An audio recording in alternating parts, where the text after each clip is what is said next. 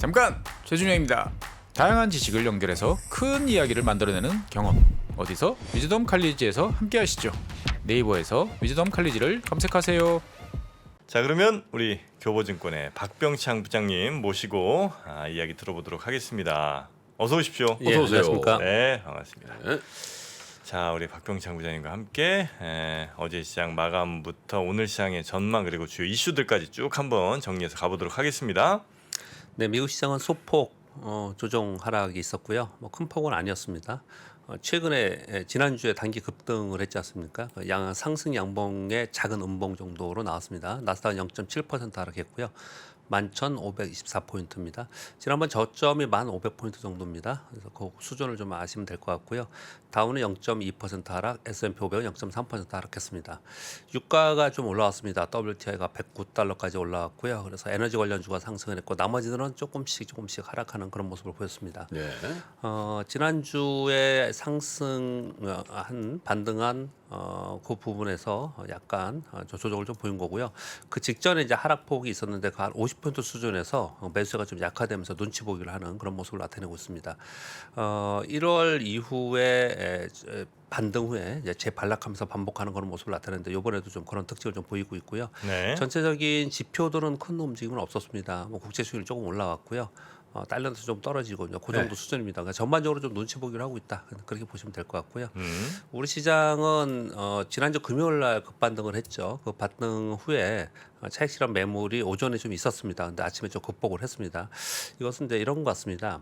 하락 추세 중에서 반등을 했을 때 곧바로 매물이 좀 나오는 특징이 있었습니다. 근데 이번에 투매가 있었죠. 그래서 투매 후에 반등이었고요. 미국이 강한 반등을 주었습니다. 그래서 어제 아침에 나오는 매물을 좀 극복하고 연 이틀 추가 반등하는 모습을 나타냈습니다.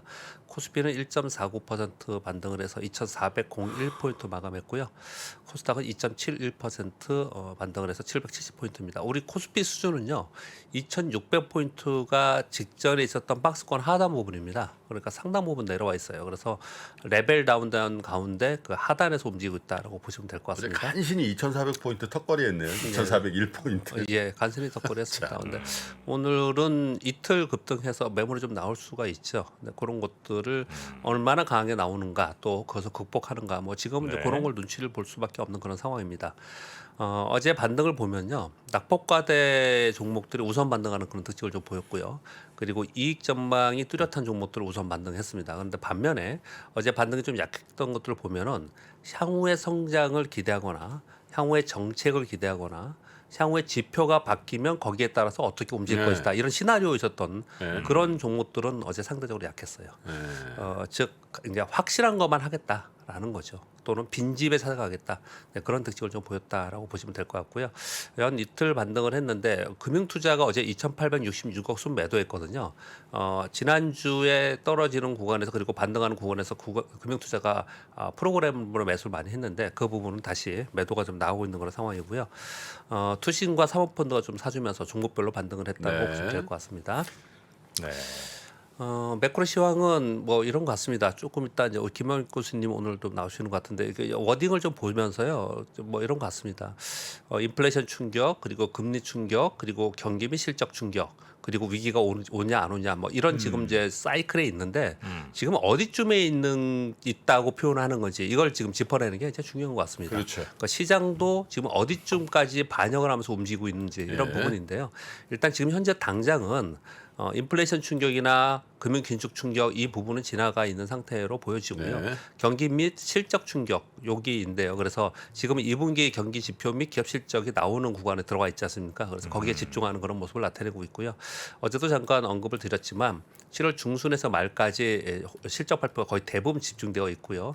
그때 공교롭게 또 FOMC 회의가 있습니다. 그래서 분수령이 되지 않을까. 그때까지는 좀 눈치 보기를 하면서 시장이 있고, 근데 그 이후에 이 부분이 좀 잘 넘어가면 좀 시장이 안정화되지 않을까라는 게 이제 전반적인 의견인 것 같습니다. 이런 거죠. 지난 1분기 실적 발표할 때 2분기 가이던스가 좋지 않았죠. 그래서 다 폭락했지 않습니까? 그런데 2분기 실적에서 실제치와 예상치하고 어떤 차이가 있느냐. 그리고 3분기에도 또 2분기처럼 지난번 1분기처럼 가이던스가 좀 낮게 나오느냐. 이 부분이 가장 핵심인 거죠. 네. 만약에 이번 2분기 실적 발표가 시장의 컨센서스 뭐 비슷하게 나왔어요. 근데 그거보다도 3분기에 실적이 지난 1분기에 얘기했던 것처럼 가이던스가 낮게 나오느냐 아니면 여기서부터 플랫하거나 좀 더 위쪽으로 바라보느냐 이것에 따라서 굉장히 중요하다는 말씀을 드리는 거예요. 그 전까지는 시장에서는 여하튼 간에 요 부분에서 눈치 보기를 계속하면서 움직일 것이다 이렇게 보시면 좀 되지 않을까 생각하고요. 우리 시장은 과매도 구간에서 반등을 좀 한 것뿐이에요. 그래서 반등 후에 단기 차익 매물이 있고 또 이런 매물들이 있어요. 차익 매물이 아니고요. 그동안에 갖고 있어서 이제 물려 있었습니다. 손실폭이 마이너스 20%예요. 그런데 이제 반등을 했단 말이에요. 그래서 마이너스 10%, 마이너스 5%로 올라왔어요. 여기서 좀 줄이는 매물들이 좀 있을 수 있어요. 네, 그런 매물들이 좀 있을 수 수도 안 있다. 좋다고 하니까. 예, 예. 그래서 일단 조금이라도 그때 못 줄였으니까 좀 줄여놓고 보겠다 이런 매물이 좀 있을 수 있거든요. 그래서 연 이틀 급등을 했고 그래서 매물이 좀 있을 수 있다는 걸 매물이 있을 수 있다는 건 주로 기관 쪽 얘기입니까? 아니 개인들도 똑같습니다. 개인들도? 저도 보면은 아. 주변에 보면은 지난주 그러니까 6월에 급락을 했잖아요. 네네. 특히나 6월에 그 IT 종목들이 이제 주도하면서 급락을 했거든요. 그런 종목들이 반등하는 종목이 좀 나타나면은 어떤 종목은 그냥 들고 가겠지만 어떤 종목은 좀 줄이려고 하는 이제 그렇게 가질 거예요. 왜냐하면 요번에 봤더니 요번에 줄여놓으면은 더 싸게 살 수 있을 것 같아. 이런 심리가 좀 많이 작용을 했을 것 같아요. 그래서 그런 매물이 좀 있다 이렇게 말씀을 좀 드리는 거고요. 네. 이번 반등 후에 지금 계속 말씀드리는 거는 7월 중순부터 있을 기업 실적과 FSC의 경계감이 있기 때문에 좀 다시 반락할 가능성이 있고요. 그 이후에는 이제 변동성 축소를 좀 예상해 보고 있습니다. 지금 현재 차트로 보면요, 계단식으로 하락하고 있기 때문에 추세 반전의 모습은 없습니다. 다만 단기 급락 후에 반등 구간이라 정도 이해하시면 될 것 같고요. 저는 가장 중요하게 생각하는 거는 맨 마지막에 이 빨간 글씨로 쏘는 요겁니다.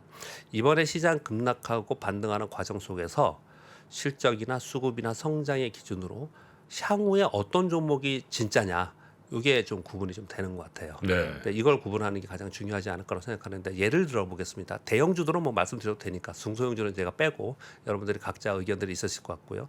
대형주에서 보면은 이렇습니다. 이번 하락하는 구간에서 계속해서 LG이노텍 예를 든다면 실적 괜찮습니다. 요번에도 괜찮습니다. 올해도 괜찮습니다. 내년에도 괜찮습니다. 계속 그러면서 지금 보시면은 LG이노텍의 하락폭이 크지 않아요. 그런 종목들은 하락폭이 크지 않습니다. 그런 종목들은 이후에 추가 성장과 또 주가의 반영이 있을 것이라고 시장에서 인정하기 때문에 그런 모습이 나타나는 것이거든요. 그러니까 시장이 하락하는 동안에 물론 개별 종목들의 기관들이 그냥 덜어버리는 룰에 의해서 던져버리는 그런 종목이 있을 수 있겠지만 그렇지 않고 그들이 계속 가지고 있거나 매수하거나 떨어진 거는 오히려 또는 계속해서 떨어지는 구간에도 그렇지 않다라고 계속해서 방어하는 주식들이 있었어요. 근데 그런 주식들에 대해서는 지금 차트를 보시고 또 수급이 반등할 때 얼마나 세게 들어온 걸 보셔야 됩니다. 예, 제가 요 부분을 좀 가끔 말씀을 드리는데요. 요번에 단기 급락했지 않습니까? 지난주 금요일과 그리고 어제 급반등을 했잖아요. 요 반등을 할 때 그 반등의 힘이 굉장히 센 종목들이 있어요. 네. 이런 종목들이 다음에 갈 때 다시 시장이 조금만 안정화돼서 다시 추세적으로 올라갈 수 있는 종목이죠. 지금은 이제 그런 종목을 선별하는 게 보다 중요하지 않을까라고 생각을 해요. 네. 그렇기 때문에 여러분들이 거의 대부분 그런 생각을 하실 거예요. 내가 종목을 한 5개 갖고 있는데 그 중에 한 2개는 세게 올라오고 나머지 좀 약해요. 그러면 야, 약한 종목들은 요번에 올라갈 때 또 떨어질지 모르니까 좀 줄여놓고 다른 걸 해야 되잖아. 이런 생각들을 아마 가지고 계신 분들 그렇죠. 많아요. 근데 그런 움직임이 지금 나타날 가능성이 있다는 말씀을 드리고 있는 거고요. 요번에 떨어질 때 제 뭐 추천 종목 이런 건 아니고요. 요번에 떨어질 때 가장 많이 회자가 되고 그리고 향후 실적이 좋다라고 얘기하는 종목들 대형주에서 보면 LG이노텍 얘기를 많이 하고 있고요. LG화학 얘기를 많이 하고 있고 삼성 SDI 얘기도 많이 하고 있습니다. 그런 종목들을 이렇게 여러분 차트와 이런 종목들 좀 살펴볼 필요가 있지 않나 이렇게 생각을 좀 하고 있습니다. 지금은 네. 이제 그런 게 중요하다 말씀을 좀 드리고 있는 것 같습니다. 물론 이제 내 계좌 중에 지금 하락장에서 좀 잘 버텼거나 혹은 뭐 많이 혹은 뭐 좀 올랐다고 해서 다 좋게 볼 건 아니고 그 중에서도 이제 좀 탄탄한 혹은 뭐 실적이나 이런 것들을 좀 보고 가야 된다는 거죠. 왜냐면 다른 이유로 올랐을 수도 있으니까. 그렇죠. 뭐 다른 네. 이유에서 개별적인 이유로 올라오는 것들 있지 않습니까? 단기 이슈, 테마나 네. 이런 것들은 이제 별개의 얘기를 말씀을 드리는 거고요. 전체 시장 사이클이나 아니면 산업 사이클이나 이런 움직임 속에서 네. 유독 이런 종목들이나 어떤 섹터들은 잘 안 빠지고 있는 종목들이 있잖아요. 이런 종목들이 향후에 그러면은 나머지 빠진 종목이 올라오면서 시장이 바뀌어서 걔네들이 확 밀리느냐 빠지느냐. 물론 그런 개연성이 없는 건 아니지만 거의 대부분 안 빠지는 건 안 빠지는 이유가 있는 거거든요. 이익단이 있기 때문에 그런 거거든요. 근데 네. 그런 것들이 구분이 되는 거죠. 전체적으로 시장이 올라갈 땐 구분이 잘 안 돼요. 근데 이제 약세 시장에서 구분이 되기 때문에 그런 것도 좀 골라놓을 필요가 있지 않나 이렇게 생각을 좀 하고 있습니다. 네. 이 시장 이슈 몇 가지 말씀드리겠습니다. G7 정상회의 진행이 되고 있습니다. 중국이 1대1로에 맞서서 6천억 불 인프라 투자. 이 말씀을 왜 드리냐면요. 인프라 투자 얘기가 굉장히 많이 합니다. 그래서 인프라 투자 관련된 건설 기계 여기도 하나를 가지고 있어야 된다. 저는 그렇게 생각을 좀 하고 있습니다.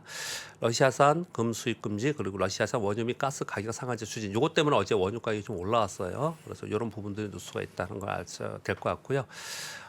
인도네시아 대통령이 올해 G20 의장국입니다. 그래서 이 G20 의장국 지위를 활용해서 이번 주와 다음 주에 러시아와 우크라이나의 양국을 방문해서 중재를 하겠다라고 자청했다는 뉴스가 있습니다. 그래서 G7 회의가 이루어지면서 전반적으로 러시아 우크라이나의 이번 전쟁에 대해서 뭔가 정치적인 얘기들이 계속 있다. 이 뉴스플로를 계속 좀 보실 필요가 있습니다. 어제 여기 지금 내주 뉴스는 안 가져왔는데 우크라이나 대통령은 이런 발언을 했네요. 올해 안에 끝내기를 바란다. 그래서 더 서방 국가에서 지원을 해달라. 그래서 이거 겨울까지 가면 안 된다. 올해 안에 끝내야 된다. 이런 얘기까지 하고 6개월이 남았는데. 네, 그런 얘기를 지금 하고 아니, 있습니다. 11월 회의에 양국 정상을 초청한 게 의미가 있네. 11월이면 그러니까 양국 정상이 초청해서 응하려면 그 안에 뭔가 해결이 되잖아요. 정상이 오려면 그 안에 다 조율이 되고 오는 거잖아요.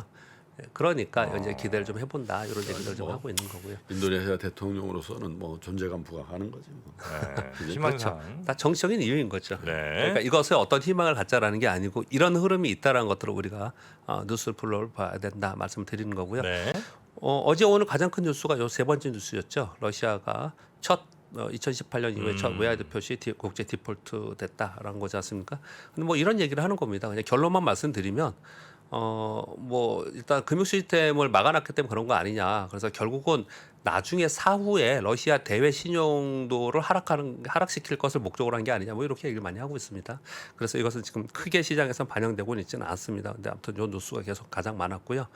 우리나라 정부의 법인세 최저세율 낮춘다, 법인세 낮춘다는 얘기 계속 있지 않습니까? 이걸 중소기업이나 중견그룹도 같이 확대한다. 이런 뉴스가 좀 있었습니다. 이거는 시장이 워낙 약세니까 그렇지 굉장히 중요한 호재성 뉴스입니다. 이 부분은요.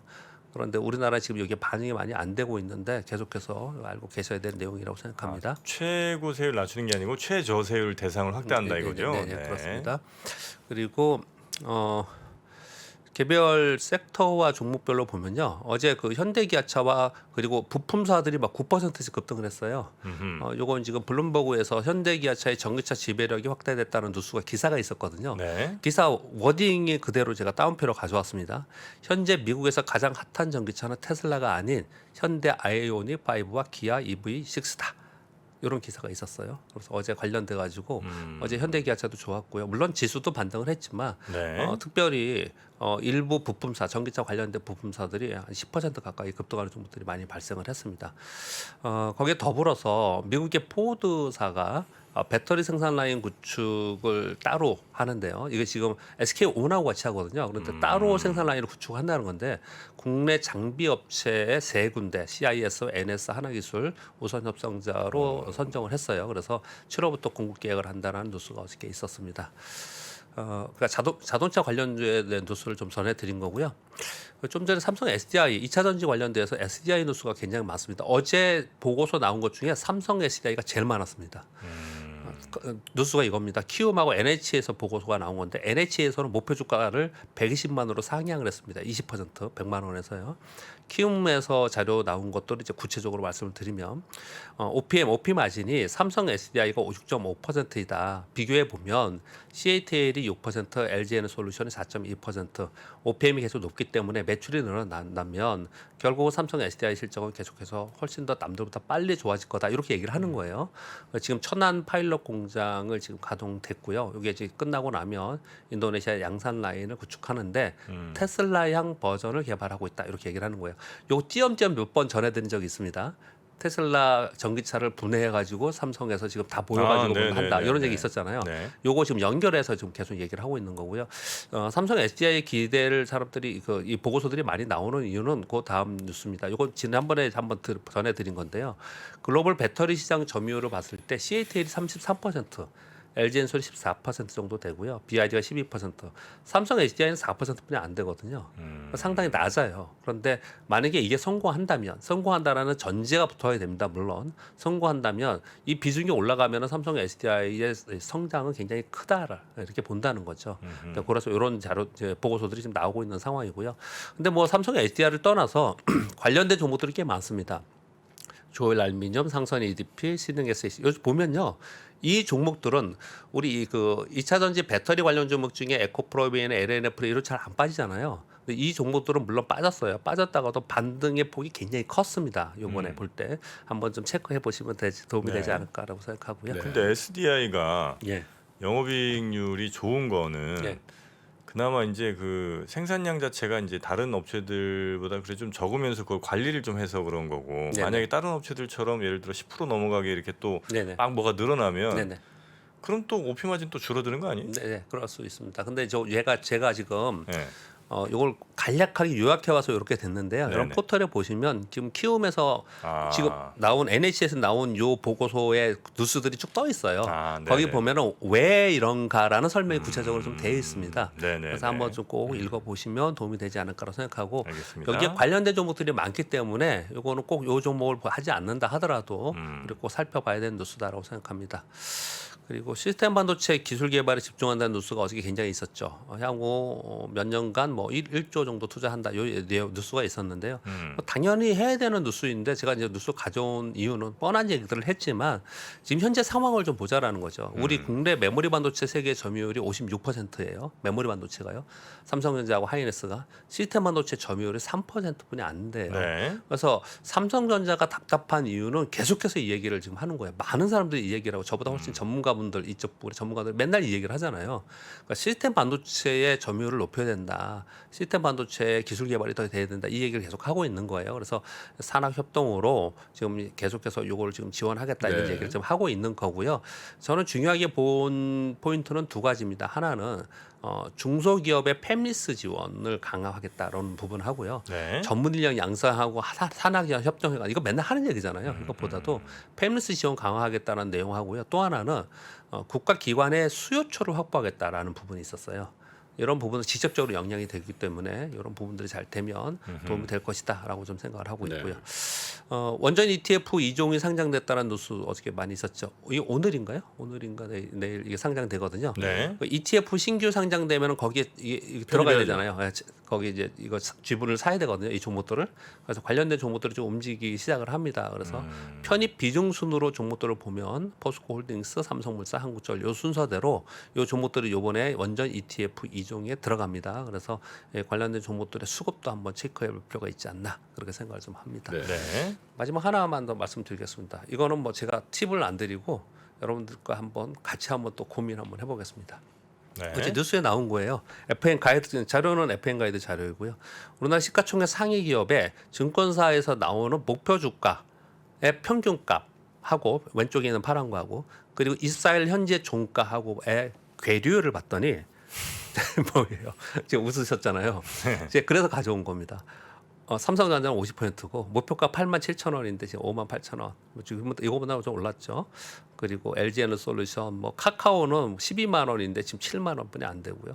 근데 거꾸로 생각해 보면 이런 거죠. 현대차가 지금 목표가가 25만 원이 17만 원이다. 그럼 괴리율이 50%다. 그러면 여기서 사서 종목 목표가 가면은 2배 나는 거잖아요.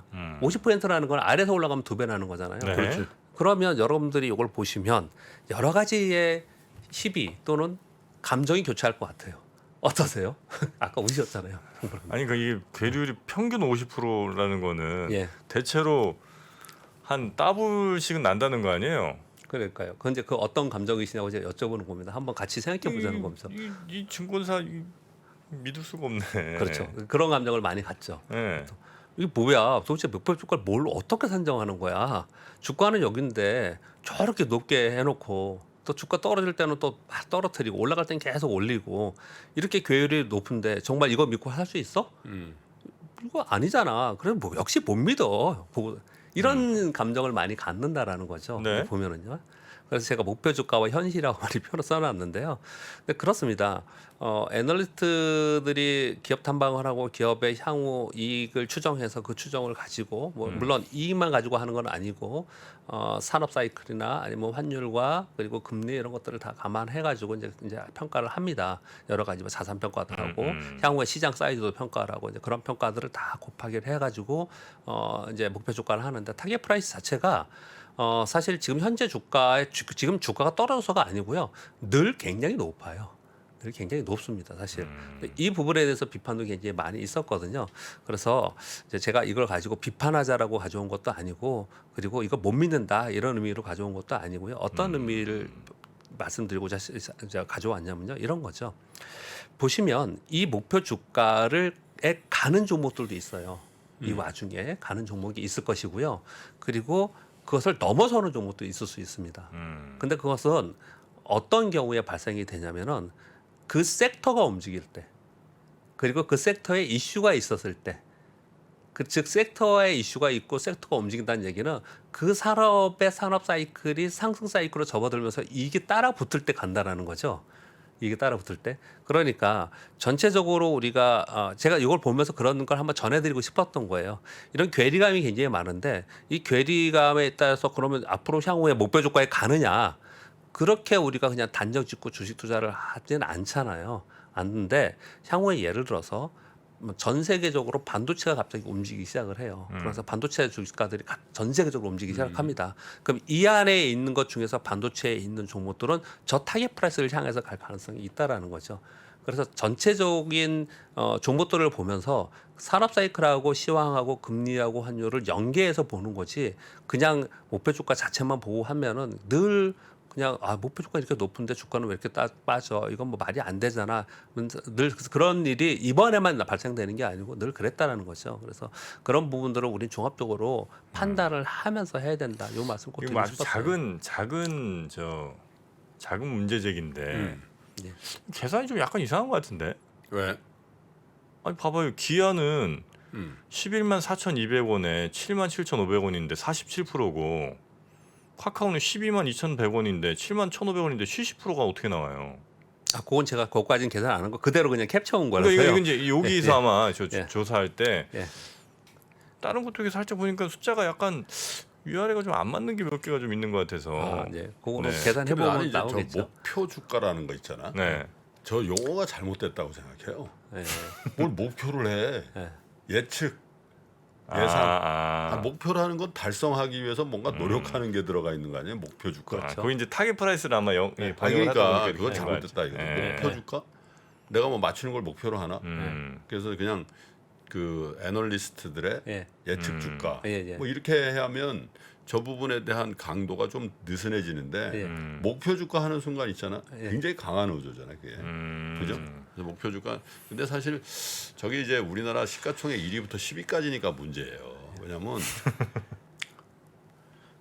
2천 몇백 개 종목이 있잖아요. 네. 그러면 그 중에 반 이상은 커버리지 대상이 아니에요. 네. 네, 맞습니다. 증권에서 커버리지가 안 해. 네. 그렇죠. 그렇죠. 커버리지 안 하는 건 뭐 내버려 두고 개별 종목 조그만 것들은 변동성이 그만큼 크니까 저럴 수 있다 이거야. 예, 네. 근데 저거는 삼성전자부터 카카오까지 시가총액 1위부터 10위까지인데 그거는 뭐 모든 증권회사의 모든 업종 담당자들이 저걸 위해서 예. 최선을 다하는 거거든 사실은. 그죠? 네. 거기다가 또 자료나 뭐 정보나 이런 것들이 가장 많이 유통되는 예. 그거란 말이에요. 네네. 그러면 제 생각에는 저걸 좀 기민하게 움직여줘야 되는데 네. 안 움직인다 이거야. 네네. 왜? 목표니까. 목표니까. 목표라 이거예요. 그래서 룰이 있어. 그래서 이 괴리율이라고 어떤 저 증권회사 애널리스트가 10만 원이라 그랬는데 그게 원래 7만 원에 있다가 10만 원 간다 이 목표 주가 개념이죠. 이게 근데 5만 원 쭉 빠지잖아. 이걸 자동으로 내려야 돼요. 룰이 있다니까. 근데 그런 정도만 그 어저스먼트를 하고 나머지는 안 하는 것 같아. 예. 목표니까. 근데 여튼 하여튼 뭐 60 몇 프로 뭐 50 몇 프로 이렇게 벌어지는 네. 건 좀 이건 빨리 수정을 하든지 뭘 해야 되는 거 아니에요? 수정해야 되겠죠. 네. 알겠습니다. 자, 하여튼 괴리울이 이렇게 좀 많이 벌어지는 일들이 지금 시장에 있다는 말씀까지 네. 전해드리면서 우리 박병창 부장님 여기서 보내드리도록 하겠습니다. 오늘도 고생 많으셨고요. 내일 아침 뵙겠습니다. 네, 감사합니다. 이게 지금 현재 제가 운영하고 있는 포트폴리오입니다. 그렇지만 진짜 낭만은 무엇인가? 수익을 내는 것만이 낭만일까요? 가진 자가 잃지 않고 지키기 위한 전략이다. 단순히 실적이 잘 나오고 문제가 아니라 본인이 정말 자신 있는 종목에 글로벌 저희가 선정하신 분은 저희가 지난주 했었던 실습 미션의 혜택이 공개가 됩니다. 추가 합격자 중 한 명은